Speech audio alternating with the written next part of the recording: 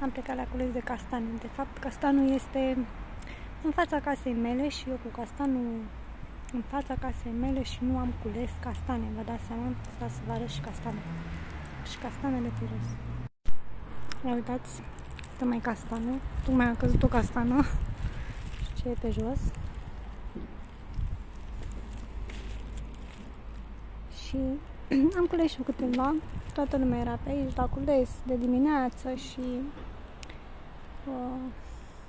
cred că o să vin și eu de dimineață să cules castane. Mai multe. Ar mai venit cineva și nu-mi dau să filmez pe nimeni.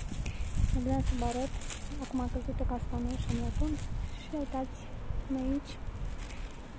Și am găsit și rețeta pe Sfântul Google, pentru că acolo putem să găsim tot.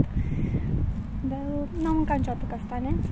Dar am zis, păi, toți oamenii aceștia care merg la cules de castane, cred că castanele astea vor avea ele ceva beneficii.